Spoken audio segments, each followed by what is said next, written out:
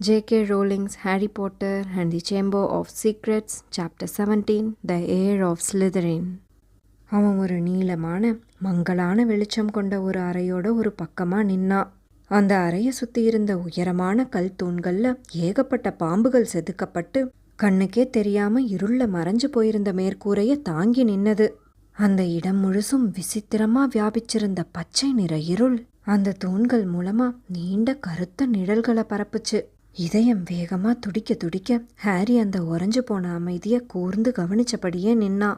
ஒருவேளை பாசிலிஸ்க் ஏதாவது ஒரு இருண்ட மூலையிலேயோ இல்ல தூணுக்கு பின்னாடியோ மறைஞ்சிருக்குமோ? அப்புறம் ஜின்னி எங்க இருந்திருப்பா? அவன் தன்னுடைய மந்திரக்கோளை வெளியே எடுத்து பாம்புகள் செதுக்கப்பட்ட தூண்களுக்கு நடுவுல நுழைஞ்சு முன்னோக்கி நகர்ந்தான். அவனோட கவனமான ஒவ்வொரு அடியும் இருண்ட சுவர்கள்ல பலத்த எதிரொலியை எழுப்புச்சு. மிகச்சிறிய அசைவு தென்பட்டாலும் சட்டுன்னு மூடிக்க தயாரா கண்களை சுருக்கினபடியே நடந்தான். அந்த கல்லாலான பாம்புகளுடைய வெற்று கண் துவாரங்கள் அவனை பின்தொடர்றது போலவே தோணுச்சு. கல் தூண் பாம்புகள் அசைறத போல தோணின ஒவ்வொரு முறையும் அவன் வயிற்றுக்குள்ள ஏகப்பட்ட தடவை பகீர் பகீர்னு இருந்தது. ஒரு வழியா அவன் கடைசி ஜோடி தூண்களுக்கு நேரா வந்து சேர்ந்தப்போ அந்த அறையோட உயரத்துக்கு இணையாவே ஒரு பிரம்மாண்ட சிலை பின்புற சுவரை ஒட்டினதை போல பிரம்மாண்டமா காட்சியளிச்சது. மேலே இருந்த அந்த ராட்சத முகத்தை பார்க்க ஹாரி கழுத்து அண்ணாந்து பார்க்க வேண்டியிருந்தது. அந்த சிலை ஒரு குரங்கோட தோற்றத்திலையும் ரொம்ப பழமையான முக அமைப்போடவும் இருந்தது. அப்புறம் அந்த முகத்துல வளர்ந்திருந்த நீண்ட மெல்லிய தாடி அந்த மந்திரவாதியோட தரைய தொடர நீண்ட கற்சிலை மேலங்கியோட கீழ்ப்பகுதி வர தொங்குச்சு. அங்க 2 பிரம்மாண்டமான சாம்பல் நிறக்கால்கள் அந்த அறையோட வழவழப்பான தரையில நின்னுட்டு இருந்தது. அப்புறம் அந்த 2 கால்களுக்கு நடுவுல குப்புறப்படுத்த நிலையில பத்தி எறிகிற நெருப்ப போல சிகப்பு நிற முடியும் கருப்பு நிற மேலங்கியும் அணிஞ்ச ஒரு சின்ன உருவம் கிடந்தது. ஜின்னி அப்படின்னு ஹாரி முணுமுணுத்தபடியே அவளை நோக்கி ஓடி போய் முழங்காலிட்டு தரையில அப்படியே உட்கார்ந்தான்.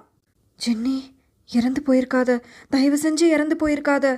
அவன் தன்னுடைய மந்திரக்கோளை ஒரு பக்கம் வீசி எறிஞ்சிட்டு ஜென்னியோட தோலை பிடிச்சு திருப்பி படுக்க வச்சான். அவ முகம் பளிங்கு போல வெளுத்து போயிருந்தது. அதே போல குளிர்ந்தும் போயிருந்தது. ஆனா அவ கண்கள் மூடி இருந்தது. அதனால அவ சிலையா மாறல.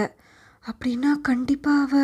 ஜென்னி, தயவு செஞ்சு கண்ணை திறந்து பாரு அப்படின்னு ஹாரி அவநம்பிக்கையோட முணுமுணுத்தான். ஜென்னியோட தலை எந்த ஒரு அசைவும் இல்லாம 2 பக்கமும் சரிஞ்சு சாஞ்சது. அவ எழுந்திருக்க மாட்டா அப்படின்னது ஒரு மென்மையான குரல். ஹாரி திடுக்கிட்டு முழங்காலிட்டபடியே பின்பக்கம் திரும்பினான். ஒரு உயரமான கருப்பு தலைமுடி கொண்ட சிறுவன் பக்கத்துல இருந்த தூண்ல சாஞ்சபடியே வேடிக்கை பார்த்துட்டு இருந்தான். ஹாரிக்கு அவன் உடலுடைய ஓரங்கள் விசித்திரமான வகையில மங்களா ஏதோ பனிமூட்டமான ஜன்னல் வழியா பாக்குறது போல இருந்தது. ஆனா அவனை அடையாளம் கண்டுக்கிறதுலாம் எந்த ஒரு குழப்பமும் இல்ல. Tom Tom riddle. ரிடில் தன்னுடைய கண்களை ஹாரியோட முகத்துல இருந்து விலக்காமலே தலையசைச்சான். ஏன் ஏன் அப்படி சொல்ற? அவ எழுந்திருக்க மாட்டான்னு அப்படின்னு ஹாரி அவநம்பிக்கையோட கேட்டான். அவ இன்னும் உயிரோட தான் இருக்கா அப்படின்னு சொன்னட்டான். ஆனா நூலிழையில தான். ஹாரி அவனை ஒத்து பார்த்தான். டாம் ரிடில் 50 ஆண்டுகளுக்கு முன்னாடி ஹாக்வர்ட்ஸ்ல படிச்சவன். ஆனா அவன் 16 வயசுக்கு மேல ஒரு நாள் கூட கூடாதவனா தன்னை சுத்தி ஏதோ ஒரு விசித்திரமான ஒளி வீச தான் முன்னாடி இங்க நின்னுட்டு இருக்கான். நீ ஒரு பேயா அப்படின்னு ஹாரி தயக்கத்தோட கேட்டான். ஒரு நினைவு அப்படின்னு ரொம்ப அமைதியா சொன்ன ரிடில், 50 ஆண்டு காலமா ஒரு நாட்குறிப்புல பாதுகாக்கப்பட்ட நினைவு. அவன் அந்த சிலையோட பிரம்மாண்ட கால்களுக்கு பக்கத்துல இருந்த தரையை நோக்கி சுட்டி காமிச்சான். அங்க மோர்னிங் மிட்டல் குளியலறையில ஹாரி கண்டெடுத்த அந்த சின்னஞ்சிறு கருப்பு நிற நாட்குறிப்பு திறந்து கிடந்தது. ஒரு நிமிஷம் அது இங்க எப்படி வந்ததுன்னு ஹாரி ரொம்ப ஆச்சரியப்பட்டு யோசிச்சான். ஆனா கவனிக்கிறதுக்கு ரொம்ப அவசரமான விஷயங்கள் அவன் முன்னாடியே இருந்தது. டாம், நீ எனக்கு உதவணும் அப்படின்னு ஜின்னியோட தலையை தூக்கி பிடிச்சபடியே சொன்ன ஹாரி, நாம இவளை இங்கிருந்து வெளியே கூட்டிட்டு போகணும். இங்க ஒரு பாசிலிஸ்க் இருக்கு. அது எங்க இருக்குன்னு இப்ப எனக்கு தெரியல. ஆனா அது எப்ப வேணா இங்க வரலாம். தயவு செஞ்சு நீ எனக்கு உதவி செய்றியா? ரிடில் அசையவே இல்ல. வியர்வையில நனைஞ்சு போயிருந்த ஹாரி ஜின்னியை தரையில இருந்து பாதி அளவு தூக்கிக்கிட்டு தான் மந்திரக்கோளை எடுக்கிறதுக்காக கீழே குனிஞ்சான். ஆனா அவனோட மந்திரக்கோள் அங்க இல்ல. நீ அதை எங்கேயாவது பாத்தியா அப்படின்னு கேட்டபடியே அவன் நிமிந்து பார்த்தான். ரிடில் இன்னமும் அவனையே பார்த்துக்கிட்டு இருந்தான். தன்னுடைய நீண்ட கைவிரல்கள்ல ஹாரியுடைய மந்திரக்கோளை வச்சு சுழற்றிக்கிட்டு இருந்தான். நன்றி டாம் அப்படின்னு சொன்னபடியே ஹாரி அதை வாங்குறதுக்காக கையை நீட்டினான். ரிடிலுடைய உதட்டோரத்துல ஒரு புன்னகை அரும்புச்சு. அவன் மந்திரக்கோளை அலட்சியமாக சுழற்றினபடியே ஹாரியை தொடர்ந்து உத்து பார்த்துக்கிட்டு இருந்தான். இங்க கவனி அப்படின்னு ஹாரி ரொம்ப அவசரமாக சொன்னான். ஜென்னியுடைய அசைவற்ற உடல் எடையை தாங்க முடியாமல் அவன் முழங்கால்கள் நடுங்குச்சு. நாம் இங்கேருந்து கிளம்பி ஆகணும். பாசிலிஸ்க் மட்டும் வந்துச்சு, அதை அழைக்கிற வர அது வராது அப்படின்னு ரெடில் ரொம்ப அமைதியாக சொன்னான். அதுக்கு மேலே ஜென்னியை தூக்கி வச்சிருக்க முடியாமல் ஹாரி மறுபடியும் அவளை தரையிலேயே படுக்க வச்சான். என்ன சொல்கிற அப்படின்னு கேட்ட ஹாரி, என் மந்திரக்கோளை என்கிட்ட கொடு, எனக்கு அது தேவைப்படலாம். ரெடிலுடைய புன்னகை அகல விரிஞ்சது.